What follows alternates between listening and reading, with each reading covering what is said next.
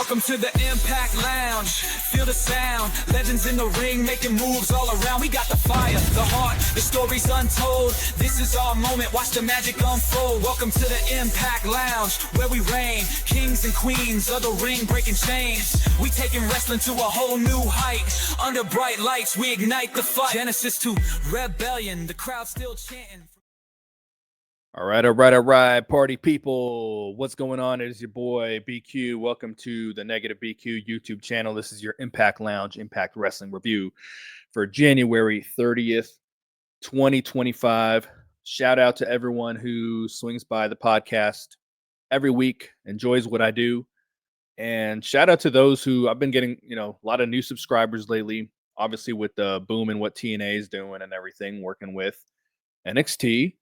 And the WWE brand giving their fans permission to watch NXT, give permission to watch TNA, rather. And so I've been getting a lot of new people swinging through. So I appreciate you very, very much. We're going to get into this episode of TNA Impact.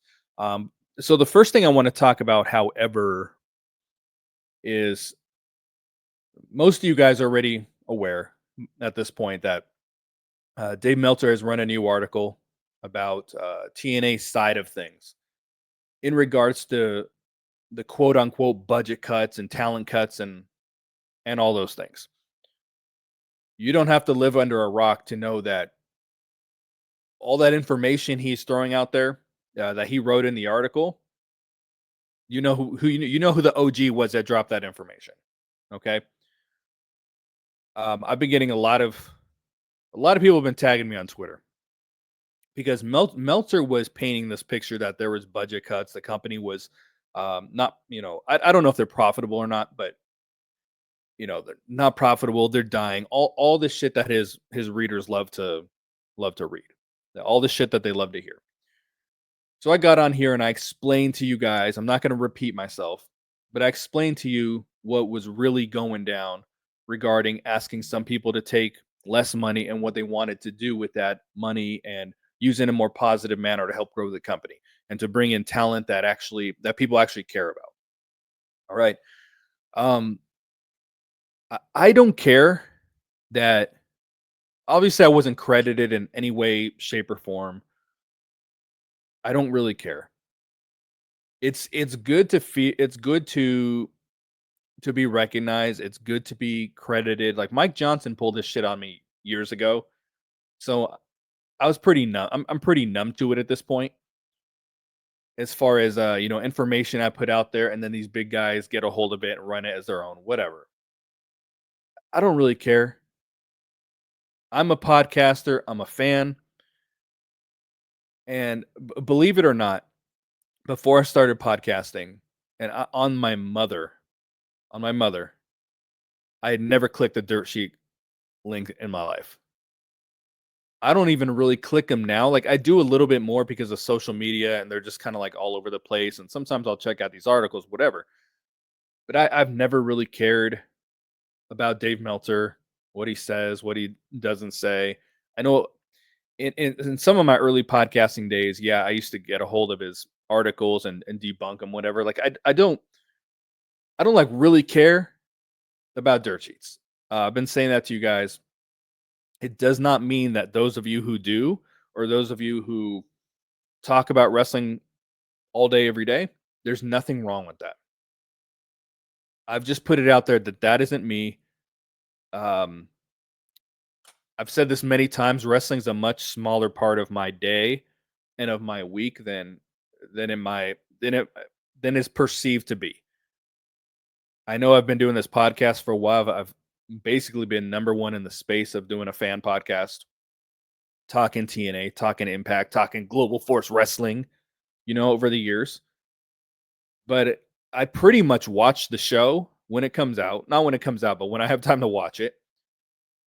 Have an idea of some of the things going on because people DM me. I'm in a Twitter group chat, Brace for Impact group chat. Like, that's pretty much my extent of wrestling throughout the week.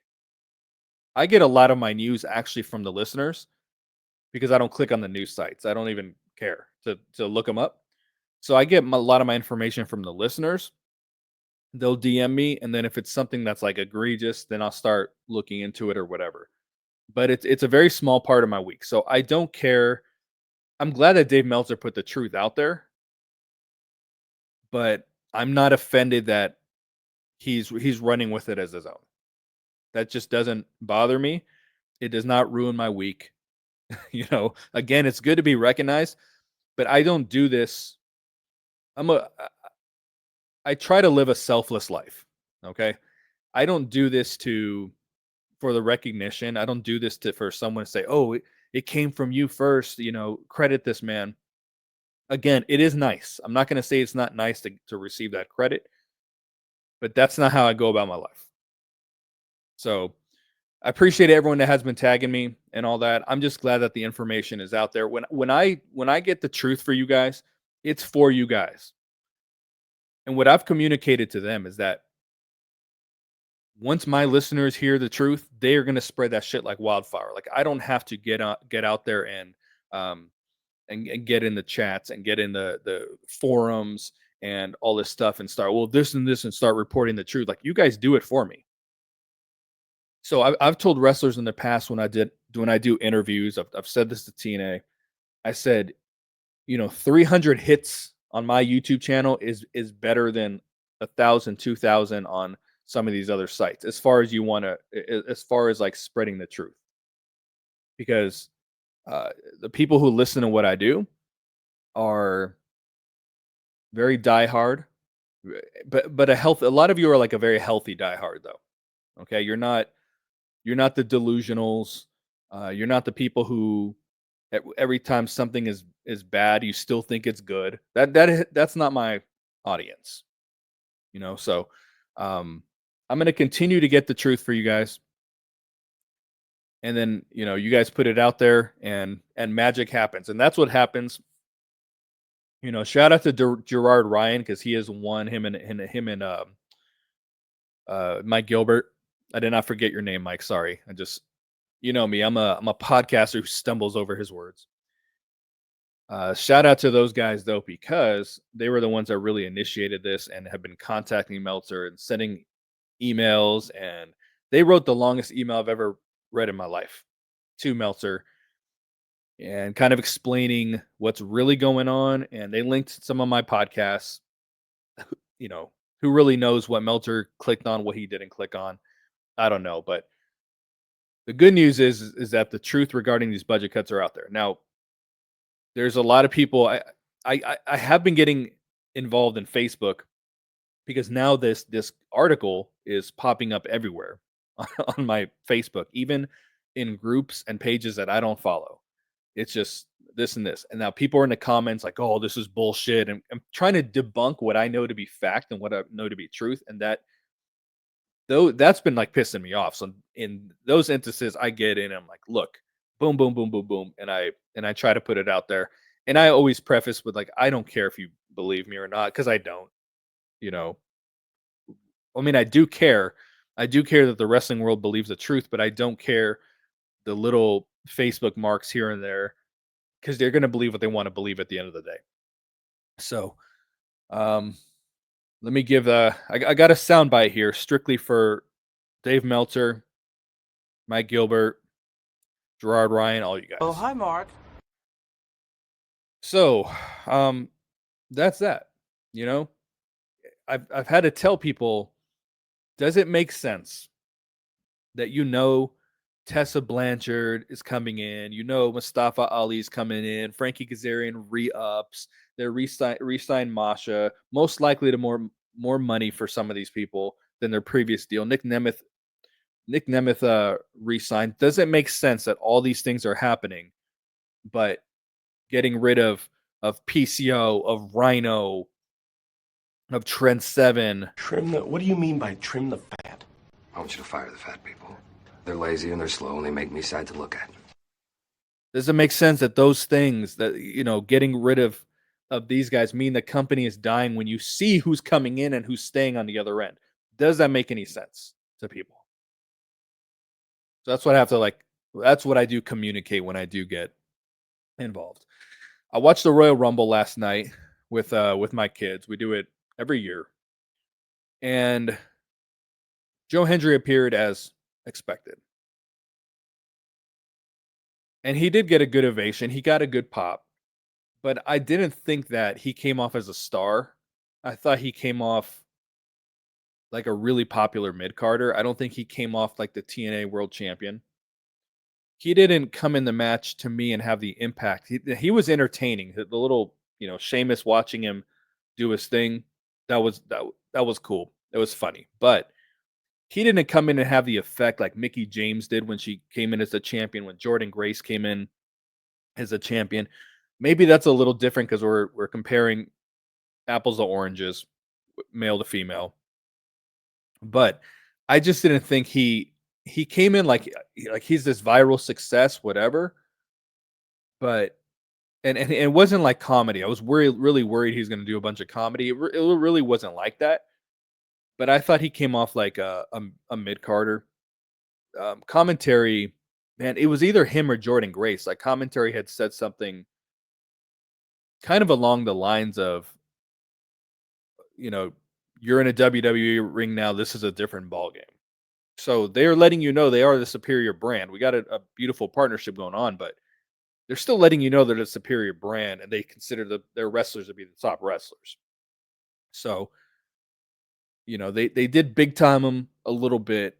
His elimination was a little unceremonious, but it's good that he got on WWE TV on the Royal Rumble is probably does the second best numbers to WrestleMania. Maybe SummerSlam's ahead of it. I don't know, but I would imagine it's probably the Rumble because a lot of people who don't even really care about wrestling will watch the Rumble. But it's good he was on screen with them. It's good the TNA Championship was on screen. He was expected to show up. Everyone was pretty confident in this, but I did think he came off like a bit of a mid carder and did not come off as like the world champion of this company. You feel me? So the last thing I want to say before I kind of get into this episode, what's really nice about this partnership, I've never repeated this before. The AEW partnership that TNA had, the wrestlers did not want to do that. The AEW talent, maybe Matt Hardy was cool with it, but everyone else that we saw on screen or was rumored to come on screen had no interest in doing Impact. Okay? We're watching Wesley show up. We're watching Cora Jade show up. Ariana Great, whoever we come show up, like they clearly want to be there. You look at their social media presence, Cora Jade taking pictures with the Impact background. They're happy to be there. They're happy to get the reps. They're happy to be involved in the storylines. It's exciting to them, The AEW people came over, and it was a huge downgrade to them because AEW was very hot at the time. Impact was ice cold. So, to them that was almost a demotion. That wasn't, they had no interest in coming to Impact. Okay, you may have assumed that, but I'm here to tell you they didn't. So it's so night and day this partnership, folks. Okay, anyway, let's get into this episode. I am your boy BQ, and we're gonna get into this episode of TNA Impact. TNA Impact! Oh! We don't make fun of Tom Hannafin on this podcast, but he must have said 50 times this episode, the historic live episode of TNA Impact. He probably said it like twice a match. It was very out of control. Anyway, this kicks off. The show is starting to. I'm saying starting to. We're 2 episodes into this, right? The live episode and this episode, but they're laid out like Monday Night Raw, which I mean, I'm not totally mad at. I don't really like that format, but I've been asking them to change the format for a long time. It's always banger match, Gia Miller. Like we always know that's how it's going to start off. Slow-mo, Tom Hannafin, pirate noises, match, Gia Miller. And then from there, it might change up a little bit, but they kick it off with with Nick Nemeth doing a talking segment. I've been talking to people walking here. We've been talking about next year, and I'm sitting there saying, I'm not going to be here. So he comes out and he's saying that, you know, it was a good year for TNA. It was not a particularly good night for him. He lost the title, gives Joe Hendry his props. And then he's talking blah, blah, blah, blah, blah. Monday Night Raw opening talking segment is what it was. He's talking. Ryan Nemeth comes down. It should have been me. It should have been me. And he is, so we'd already know he's trying to get this my brother thing over. But there is nothing organic to what he's doing. He is forcing it on us. He is forcing it on the people. I think it's still going to get him boos. And he's supposed to be annoying. But now he's like, he's going to get like, you want him to get heat, but he is going to get that like, we don't want him on our screen heat pretty soon. If he doesn't dial back a little bit, because it is an annoying heel thing. But he's just saying it to say it. Kind of like, you know, I talk about with Santino, his humor is not organic on Impact. It was in WWE. It's not on Impact. It's very forced. That's why it's missing with the people. Ryan Nemeth is forcing this on us. He's my brother 50 million times, even when it's not like natural in the flow of the sentence or what he's saying. So I know he's trying to get it over. It's a little much. I thought Alicia Edwards was kind of overkilling the you want to know something a little bit. It's nothing compared to this. It's not, it's too different. There's nothing compared to what Ryan Nemeth is doing here. So Ryan Nemeth lets him know you got robbed, you got screwed. There's still, I don't know if they're going to make Nick Nemeth a heel eventually. That's kind of where I want it to go. He's still like the white meat dude. His brother is a heel. You know, it's an interesting little dynamic. And then we get a First Class, Casey Navarro. But I am telling you right now, that motherfucker back there is not real. And Big Boom AJ Francis. Boom! They come out, they introduce themselves like they do. Navarro was going with the pardon me. Like, I don't know if he was trying to do Vicky Guerrero, excuse me. He was doing it over and over too, much like the Ryan Nemeth brother thing. And he comes out, they come out and they're talking shit back and forth like they do. And then because TNA knows this is a recognizable name to the WWE audience, we get fucking Santino. Sometimes it may be good, sometimes it may be shit. And he makes it official. The match for tonight, the main event, is going to be Economy Class versus the Nemeth brothers. When Nick was talking, and we had a pretty good crowd for this. He was talking, and he mentioned going for the world title again. It was like a dull roar. It was very much like, we don't want to see that. So I'm sure he's going to win it again at some point, depending on how long he sticks around. But it does not seem that people want that. It did not seem that they had any interest in this. And then we go backstage with Gia Miller. Jesus Christ, that's perfect. Of course you're here right now. And she's with Ariana I'm Grace. sorry that people are so jealous of me, but I can't help it that I'm popular. And they say about she says about 3 words, and here comes Tessa Blanchard. Oh, I don't like this. That if the Nuggets don't win this. Tessa comes off like a really, really big star on screen. And I think what they're doing very well is they're giving us to us sporadically. She doesn't feel forced on the show. She's not in multiple segments. You know, like she's not wrestling every single week. I like how they're using her because she very easily, if they are not careful, can run through the whole knockouts division and then be in that like Jordan Grace place where it's like. sitting there twiddling your tits, don't know what are you going to do with this person, right? So they're handling this very well. What I said a couple weeks ago, because she is leaning into this bully thing. I think she needs to continue to bully Gia Miller every week. And I think they need to have a match because Gia can wrestle. And have Tessa beat the fucking piss out of her. Write Gia off TV for a few weeks until you can factor her back into her role. Not into a storyline where she's going to get her comeuppance and beat Tessa Blanchard. That's not what I'm saying. But the heat would be incredible because it would be her first match on screen. Probably her only match on screen. And if you just had, and she was like out there to defend herself against this bully, and Tessa just squashes the shit out of her, like she would get over so much as a heel, even more than what she's doing right now.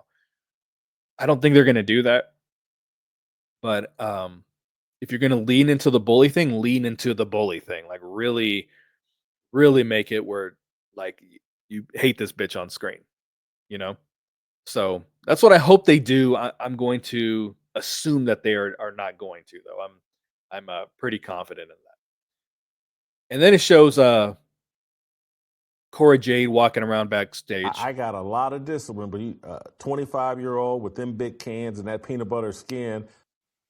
So for those of you who are like sports fans and know what happened with Joy Taylor at Fox Sports 1, like you understand that soundbite. Jason Whitlock's rant about it is one of the most epic, ridiculous things in the world. So this fat guy pretending like he had to control himself because he would give in to Joy Taylor's advances walking around. So yes, absolutely hilarious shit. But she's walking around backstage, staring at the wall next to her and all that, kind of fakely walking in. And then we get Xia Brookside, Queen of the Rubber match, welcoming her to TNA. She gets big timed a little bit by Cora Jade. And then Cora Jade pushes her. Xia Brookside pushes her back. 3 security guards within seconds on this fake wrestling show just show up and break them up. They just happen to be freaking hanging out in the hallways. Break it up. So clearly we're getting Cora Jade versus Xia Brookside in due time. We will see if it is the Xia Brookside special best out of 3. We'll see if that's where they go. I like Xia Brookside a lot. She's one of the people that she comes on screen, even though she's not a regular, she's not wrestling, for the title and, involved in great storylines. I think she's a good actress. Like she comes out and I don't think she's phony like some of these other Jody Threats and all this shit when they come on screen. I think she's very natural. I've always been impressed with her acting ability because it can be difficult as a babyface to be a good actor or actress because wrestling baby faces don't act like how real people act. That's why they don't get over. So yeah, I'm looking forward to that. I'm all for some Cora Jade and Queen of the Rubber match, Xia Brookside. After that, Tom Hannifan no-selling segments is becoming one of my favorite things on this show. Like something will happen on screen and he will just completely almost ignore it and just move into the next segment. It's like my daughter does this. Like she doesn't care what anyone has to say. She only cares about what she has to say. So someone will be talking to her and she'll just kind of like no-sell acknowledge them and then just move into what she wants to say. It's a habit of hers I've been trying to help her break to be a more active listener. But it's funny. I think that's what makes me laugh with Hannifan, because it's like segment to segment we get this this backstage and he's just like, oh, I have what did he say? After Cora's pushing her and they're breaking up, he goes, I have an idea. Wes Lee probably feels the same way when he takes on Ace Austin later tonight. I mean, he's like semi trying to transition into it, but he's basically no selling the shit that happens on screen. So I don't know, it's just funny shit to me. All right. After this, we actually got the match with Cora Jade. I got to play it one more Yeah, again. I got a lot of discipline, but 25-year-old with them big cans and that peanut butter skin. And she's taking on, she's in an enhancement talent match, Hyan. Doesn't even go here. She's one of the girls TNA's looking at. I don't know if I see anything. Mike Gilbert swears by her that she's really good in the ring. I thought the couple moments where she had a little offense, she looked good, but the look, how she comes off, I don't see her as a television character. I could be wrong, but I know she is someone that they're looking at. So um, maybe she's the newest knockout here soon enough because Lord knows we need him. I think there has to be. I think you got to bring in some girls who can work at the top and some who can work at the bottom. Because for the longest time, the only person they had working at the bottom was Alicia Edwards. And it's kind of like, hey, we need a squash match. Throw Alicia Edwards out there, and then it made Alicia Edwards look bad because she was never involved in storylines. She just went out there to lose and not have competitive matches. So bring in someone like this. I would not push her to the top by any stretch of the imagination, but if she can have a decent match and then do the job, so be it. So we can do that. So Corey Jade has this match with her. She finishes it with her double arm DDT jaded. Looked like shit. Hyan just rolled through it. It was almost as bad as the John Moxley double arm DDT. Gets the win. Beat down after the match. Xia Brookside, who I think has the best music in his company, comes running down, throws her cowboy hat on the floor. Where did this cowboy hat come from? Were they doing Texas tapings or some shit? I feel like it was something like that, where now she's like randomly wearing a cowboy hat. But she comes down, and this doesn't last long. She also catches the double arm DDT, which looks like $1,000,000 this time. So the first one was her gently putting Hyan on her back. This one, she planted Xia Brookside's head completely in the mat. So that is just the difference to me between a TV ready talent and one who's probably not. You understand what I'm saying? So they couldn't have made Xia Brookside look any more like a jobber here because they wanted to get Masha Slamovich on TV. So instead of having Xia Brookside come down, get the save, and then boom, build to the match. I'm not saying long-term build, but I mean like that's all you need. Build towards, okay, next week Xia Brookside versus Cora Jade, like that works. But when she comes down for the save and then she ends up on her ass too, like why do we want to watch the match next week? You know what I mean? I think it's those small details, but it's like they just really wanted to get Queen of the Garbage Match, Director of Waste Management, Sanitation, Masha Slamovich on screen. How do you like my garbage truck? This truck is in honor of Kamala and Joe Biden. And I just didn't think it was necessary. I didn't think we had to force her in this. We already know it's a foregone conclusion that Cora Jade is looking for her, wants to wrestle for her, or wrestle for her. Sounds like broken English. I want to wrestle for her. We know they're going to have a match. That is where they're building to, but let things breathe a little bit and just have her focus on Xia Brookside in the meanwhile, even if it's just for 1 week. And then she can beat down Xia after the match, and then you bring down Queen of the Garbage Match at that point. So, yeah, that is one of the problems I've kind of had with TNA as of late is just forcing people on an episode when it's okay to just pull back a little bit. Like with Joe Hendry this episode, I knew he was going to be on it because he always is, but they didn't just like have him show up in the arena even though it didn't fit what was going on. He just did a backstage promo and that worked. That's all you had to do. If you want to get her on screen, she could have just cut a promo in the back. I thought this was all a little much, a little overbooked.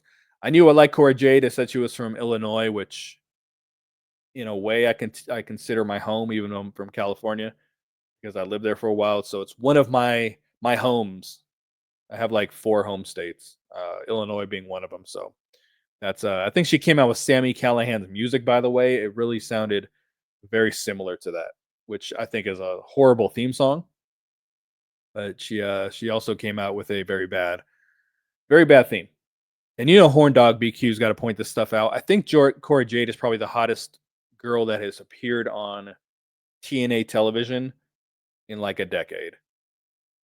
So I'm all for a little more Cora Jade on screen. And then we got Gia Miller backstage once again, and she's got Wesley with her and Tank and Tyrese. Gia Miller is taller than Wesley is. I thought this was a kind of a bad visual because she looked more imposing than he is. He is I've met him. I think he's like maybe 5'7", which is fine. I'm not I'm not a short shamer. I'm not. Even though I say I prefer bigger wrestlers, it's just, you know, I used the analogy before. I want to watch small gym, you know, if I'm watching gymnastics during the Olympics, I want to see smaller people do it. When I'm watching the NBA dunk contest, I probably want to watch smaller people do it. When I'm watching wrestling, I want to see bigger people on screen. So I'm not short shaming. He is a small dude. Okay. But putting him next to Gia Miller, and when you're in pre-production and you're doing this and you're like, hey, Gia, maybe you should take off your heels for this. You know, that's just my opinion, because you already got Tank and Tyrese behind him who are much bigger than him. So now he's the smallest person on screen, but he's the one we're supposed to be most fearful of.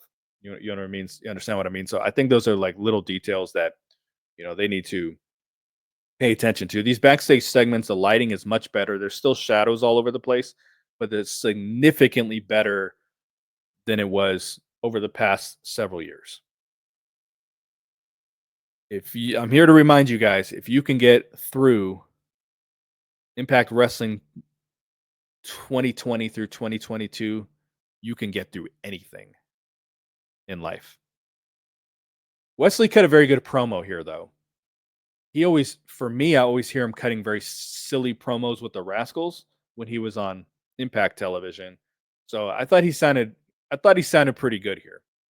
So, but he's got a match a little later in the evening with Ace Austin, and then we get, I'm not even going to play the soundbite at this point, fucking Santino. In front of colorful lights. They always tell the wrestler, go find the colorful lights, stand in front of them, and then we're going to record you. He's laughing at his phone. Instead of like, at least Scott D'Amore gave the perception that he was in Gorilla or paying attention to the show. Santino's always like just fucking around on his phone.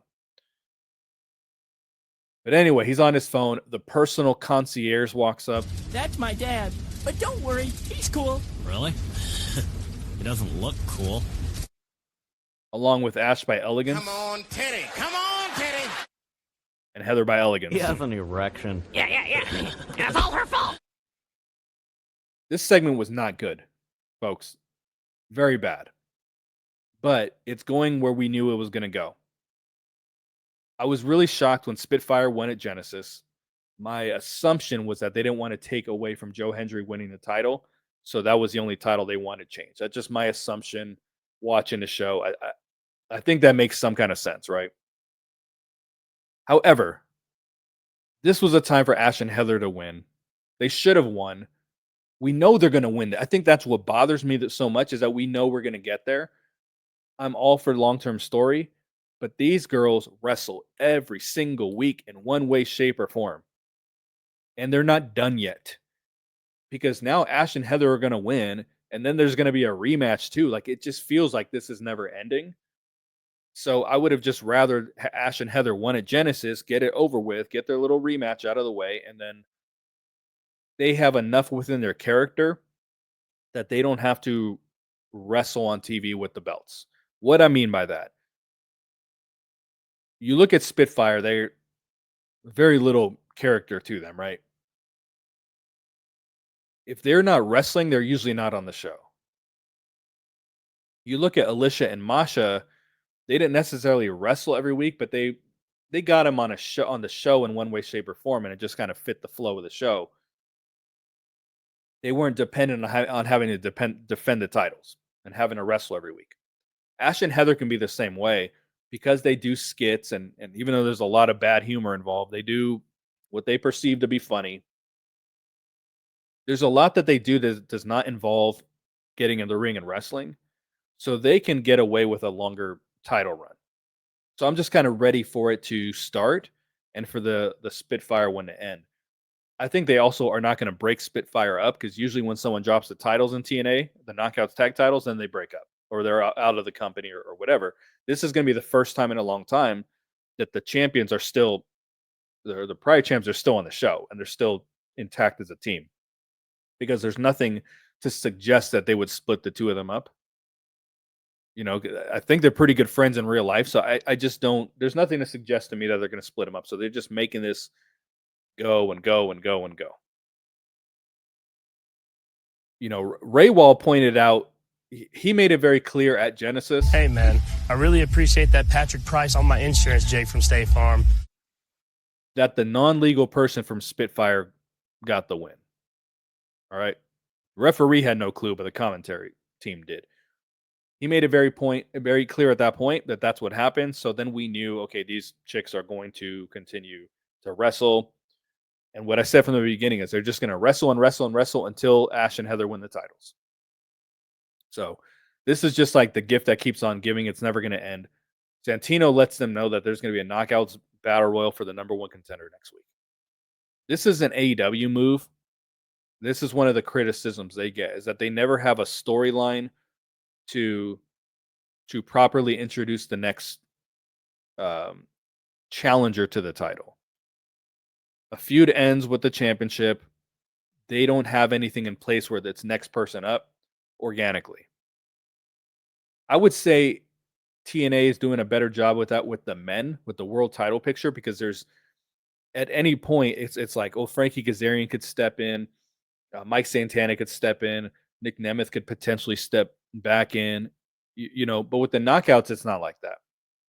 They only know how to build the championship match, and everyone else is just playing with their tits on the side. Okay. So here they're doing, okay, we need a throwaway fucking opponent battle royal. All right.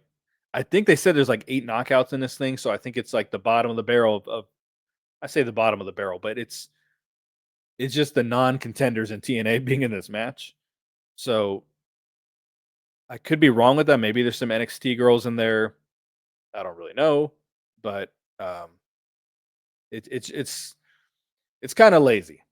It's a lazy thing in wrestling to do, where you don't have anyone to naturally step up, so you just have a battle royal. And so Ash and Heather are going to be in it, and Spitfire is going to be in it as well. Tell me right now that I'm just a job. Tell me to my face. You're just a job. I actually think one of Spitfire is going to win this match. I don't know what happens next week. I actually think one of them are going to win. I think those are the 2 knockouts. Obviously in Heather, but she hasn't been around very long. Those are the 2 that haven't messed with the world title picture, that are on screen on a regular basis.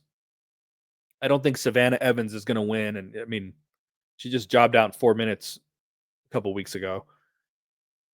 Xia Li, Lei Jing Li, if she ever shows up back on this show again, greatest free agent signing in the history of professional wrestling. If she ever shows back up, I don't see her winning either. It would just be so random, and it'd be like, who cares? You know, at least Spitfire has characters on screen that you maybe somewhat care about. I don't, but maybe some of you guys do. And because it's a throwaway title defense, that we know Cora Jade's going to wrestle her. I don't think Cora's in the match. We know the story is leading to Cora and Masha. So I don't even know why she's defending the title, period. Like, what is the point of it? But whatever, they're doing it. Whew. Got lots to say today, folks. Okay, after that, we have Brian Myers. What is she going to think when she comes in here? Oh, look, he's got a billion toys. He is going one-on-one with Leon Slater. Hey, here. I'm in charge. Do you feel in charge? Decent enough match. Leon Slater, we know he can wrestle. I'm actually impressed that he can talk a little bit too.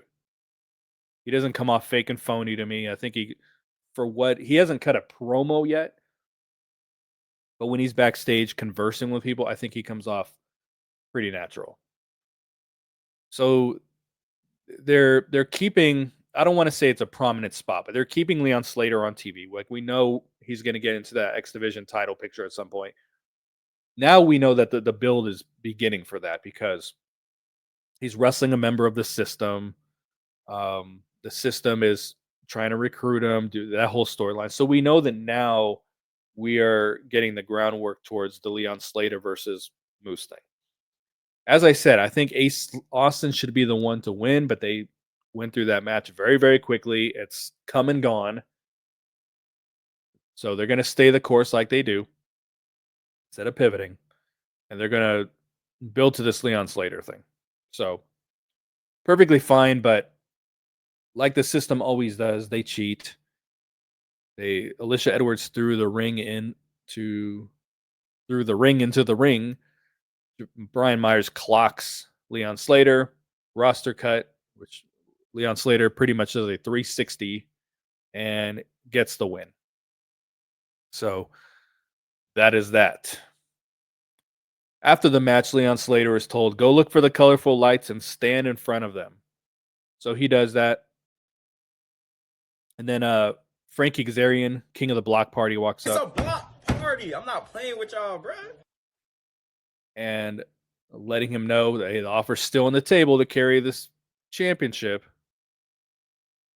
And then this system walks up and they're saying you can carry our bags, you can carry the rings, maybe carry the X Division title. So they're very much talking down to this dude. Very conveniently, the system walks up. Even more conveniently, the Hardys walk up. Wonderful. Yeah. And they are setting up Leon Slater and the Hardys versus the system. Now, I don't know what's going to happen next week. I believe it's going to be versus Eddie, Dango, and Moose. Leon Slater should get the win in this thing. It's kind of like when Masha Slamovich teamed up with the Hardys, and I said Masha should have got the pin in the match to further build her star. But TNA cannot help of Twist of Fate, Swanton, Hardys win. You know, so the Hardys don't have anyone to fight right now. They don't have a feud. They're just wrestling the system again for the 90th time. The system's never beat these motherfuckers a single time, but somehow we just keep getting it over and over and over and over again. There's no reason for the Hardys to get the pin next week. Absolutely none. So hopefully Leon Slater gets the pin over Dango, because Dango's beat this dude too. He has lost and lost and lost, and they cheat every time. Whatever. Leon Slater needs to pin Johnny Dango Curtis. We had a very quick backstage promo with digital media champion Steph DeLander. Everybody's been real nice. Well, that's because you have big jugs. And her boyfriend, Mance Warner. Outlaw Mud Show garbage wrestler. And they cut a very quick promo, and then from behind, I think he was standing behind him the whole time, Salami Calorie Ham, the bread machine. Oh, you gotta give him that huck too and spit on that thing. You get me? So he attacks him, and then it's being promoted. This was previous to the Leon Slater segment. And then it's being promoted that Tommy, I was going to say Tom Hannafin, but Tommy Hannafin, I meant to say Sammy Callihan, was being promoted by Tom Hannafin, and a kick out that he's coming to the ring, coming to the Impact Zone, and we are going to hear from him. Instead, it's dark and there's a brawl, and Hannafin says, "Is that Sammy Callihan?" He's fat. So they are rolling around, they're fighting. Sammy Callihan got a lot of offense in. I think that they should not do that at this point because Mance Warner is not over. He might get over. He seems like a pretty good character, good look, good size. People know who he is. But I don't think Tommy should. I mean, what is this, Tommy? Sammy should be getting any kind of offense on him at this point. even though he ultimately laid him out with a knee, I hope to God it's not his fucking finisher, because I don't know what it is about these shitty finishers on Impact. You know, it just running clothesline, running knee, running fucking whatever.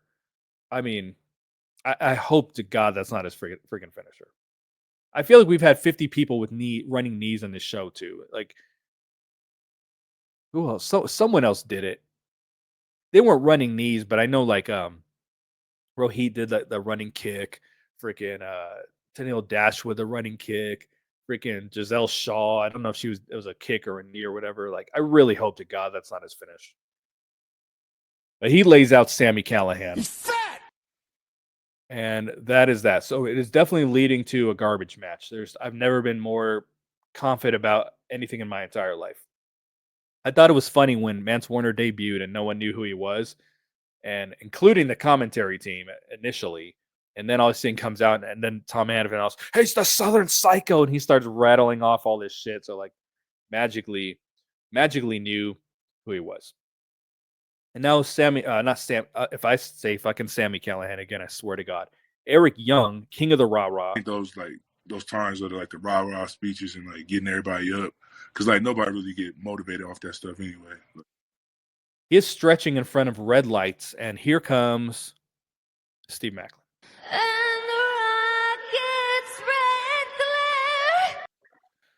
And he is saying, "I don't say I didn't tell you so." For trusting Josh Alexander. And then Steve Macklin leaves. He showed up to the arena and he has decided, here's my suitcase. I'm leaving. The show's not over. I am leaving. So he leaves. And they had to do that because of the segment that happened later. They didn't want to initially do the run-in. They want to act like next week is the first time Macklin and Eric Young have a conversation in a week.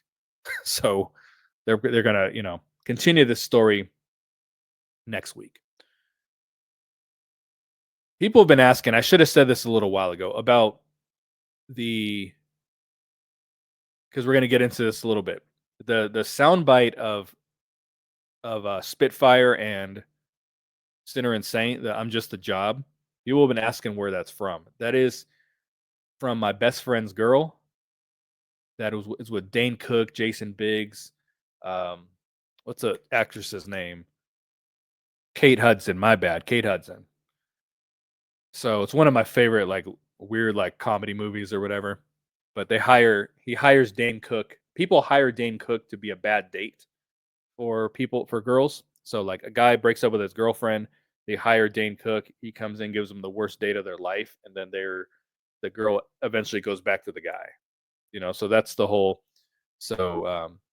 Kate Hudson is asking, because they actually had a real relationship, and then she's asking, when she found out what he does, tell me I'm just a job, whatever. You got to watch the movie to fully understand the context of it. But because I think Spitfire's jobbers, and I think Sinner and Slater jobbers, that's why I used that soundbite. All right, so after this, we have the number one contender for Steph DeLander's Digital Media Championship, Laredo Kid. Oh, you speak English? No, just that first speech and this one explaining it. You're kidding, right? Okay.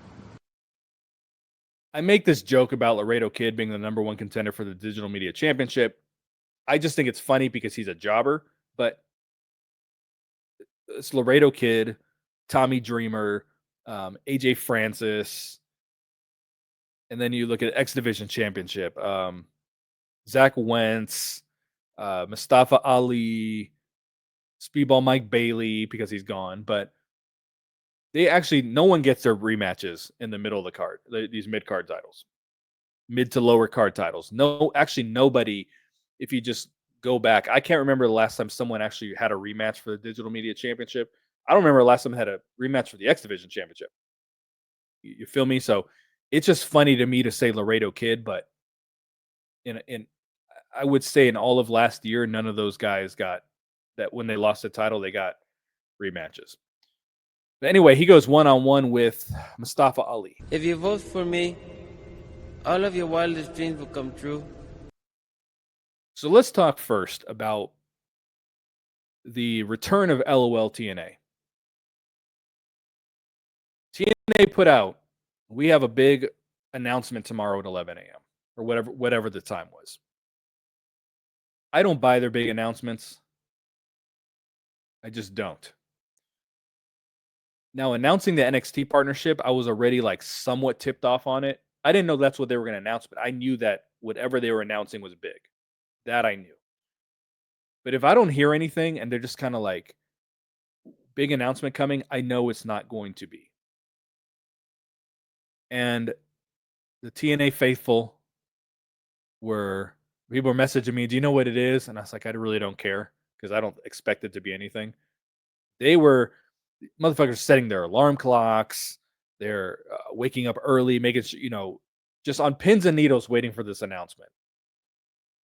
And they announced that Mustafa Ali has signed a contract with TNA. Mustafa Ali announced this the week prior. Now, myself, guys like me, guys like Mike, whatever, we're always going to call out the nonsense of something like that. But even the marks, not the marks like the super fans, I mean the fucking marks that TNA is their life and it is the best thing in the world. And they would, if they got married, they would go dressed up as like Moose or something to their fucking wedding. You know what I mean? Even the marks were like, this is fucking bullshit on social media. Everyone was calling this out. They were destroying TNA for basically a bait and switch where they said, hey, we got a big announcement coming and it's something we already knew. I've been saying this for a very long time. I usually directed at Scott, is that TNA stays the course and there's very little, at least the perception, is very little changing on the fly. So I had to reach out and I just reached out. I didn't even ask a question. I just made a statement. Your Twitter is getting destroyed right now for this Mustafa Ali thing. And what I was told was that it was for good reason, like they agreed with it, but that the press release should have come out the next day after Mustafa Ali announced it. But I don't think Mustafa Ali was supposed to announce it on the live episode. I think that I think the wrestlers are so used to taped episodes where they say, hey, I can say something that's going to come out next week. Maybe he was thinking, I signed, it's going to come out after the press release. That's very, very possible. But I don't think he was supposed to say that on the live episode that he signed. I think he was just supposed to appear back. And I think that's what the problem was. But because they stay the course and they said, hell, well, this is the day we're supposed to announce it, they still fucking announced it. I haven't seen a collective of TNA fans that pissed off ever since I've been doing this. Because you might have the TNA diehards and the TNA casuals pissed off about something, but the marks are still like, this is fucking great. There was still one mark that was like, well, it's not official until TNA puts it out. Like there was one motherfucker that had to put a spin on it, a positive spin on it. But I haven't seen anything to where everyone from fucking Cody, CVE, all the way up to me was like, this is bullshit. It was like you unified the world like freaking September 11th. You feel me? So fucking crazy, man. Anyway, they have this match. It's very good. We know who's going to win. We know Mustafa Ali is ultimately going to win here, and he does. Big shocker. Cuts a promo backstage with his security detail. I'm still looking for Campaign Singh. I want Campaign Singh back. Hopefully he comes back. Hopefully he returns. Hopefully he's part of this. Cutting a promo, Mike Santana walks up. And they have a very good interaction. And Ali is still he has a very naive character, which really works for him. And he says, well, I just wrestled. I had a grueling match with nondescript masked wrestler. So I'm tired, but I have someone who's a supporter of the campaign. And I thought it was going to be Campaign Singh. Like, might as well throw a fucking jobber at Mike Santana at this point. And he said it's someone who's always ready. So Matt Cardona is going to be that guy that they just plug in. He is a heel, but he's going to be Tommy Dreamer. So I'm kind of over. I like Matt Cardona, so I don't want to say I'm over it. I like when they find something for him to do. But when they're just like throwing him out there, just that I'm not cool with. So apparently we're going to get Matt Cardona versus Mike Santana. That's nasty. After this, we have the Northern Armory, Kid Icarus and the Wizard Walt Williams. I'm just a job? They are taking on Eric Young and Josh Alexander. I don't want to play with you anymore. And they did exactly what myself and Mike were saying they were going to do. But I did pull back last week. I did say, I've been saying it for forever now. I was like, Eric Young's going to take over the Northern Armory. But then last week on the live episode, I said, it does not appear that that's what they're doing. At that point, I was basically admitting that I was, or at least trying to communicate that I thought I was wrong, because it just seemed like Eric Young was more focused on whatever he was doing with Steve Macklin. And I thought he was going to kind of turn on Steve Macklin, which he probably, ipso facto, whatever did. He just didn't turn on him, but he did turn heel. Which is probably going to lead to, Macklin and him. But basically what we kind of assumed was going to happen in a roundabout way did happen. So the match was good for what it was, and then Eric Young does the turn. The reason that once upon a time I really thought that this was coming, that Eric Young was going to take over, is because if you remember, Josh was feuding with Steve Macklin. Josh wins the first match. I'm sorry. Josh wins the first match. Steve Macklin wins the second match. And shout out to Zaya Brookside. There's no rubber match. All right. So to me, that was telling me, okay, Josh is gone. His replacement is going to fill that spot.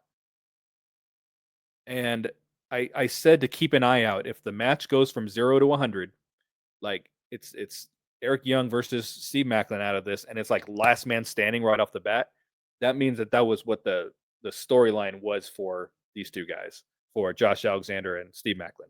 So basically what I'm saying, Eric Young moved into this position.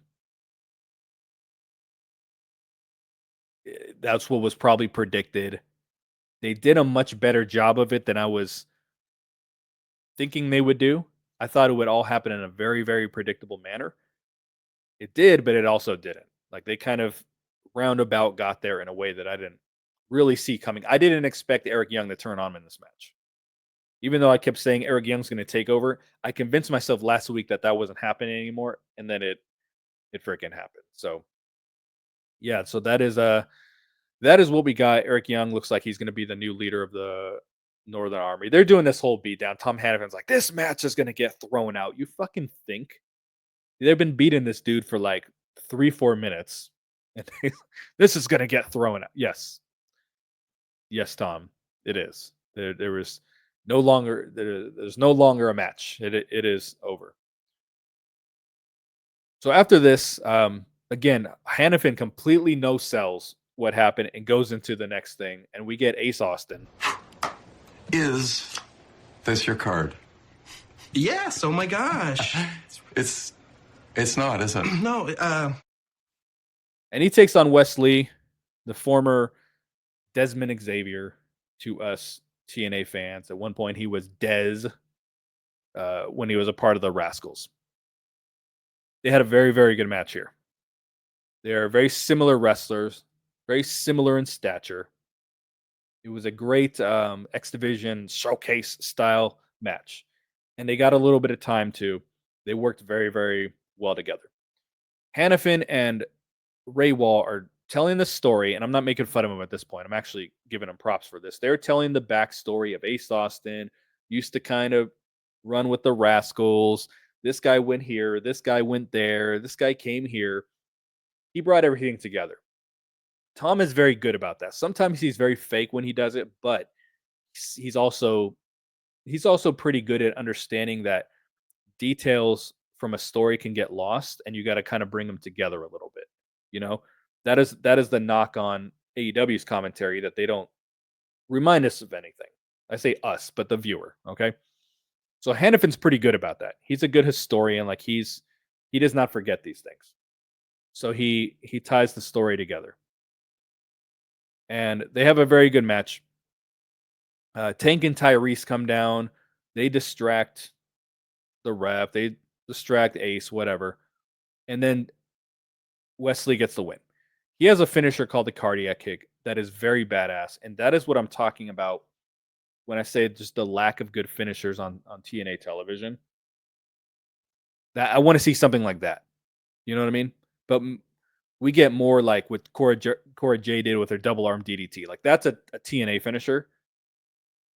And I want to see more like this, like the cardiac kick, just something that really, really stands out and that no one else is doing. Something very different. But everyone's just running. Oh, Eddie Edwards had another running knee, Boston knee party. So that's why I'm really hoping Mance Warner does not do a running knee, but we just, it was a great finisher.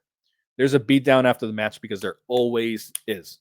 Always fuckery on this show. And then the Rascals come down. In one word, would I use dope? Nope. And I already knew the Rascals were going to be messing with Wesley, Tank, and Tyrese. But I was like, who is the third person going to be? I brought up, is Myron Reed going to return? That's always been like the very easy way of doing it. I would prefer to see that, but Ace Austin makes a lot of sense within the confines of the story. So that is clearly where they're going, towards a 6-man tag team match. I would love to see it at Rebellion.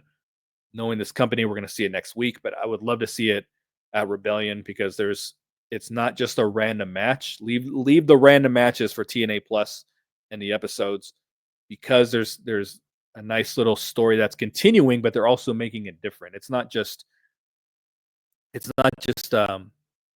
what the hell is his name? Zach Wentz and Wesley going at it every single week, just nonstop fighting each other. Like there's just different layers to it.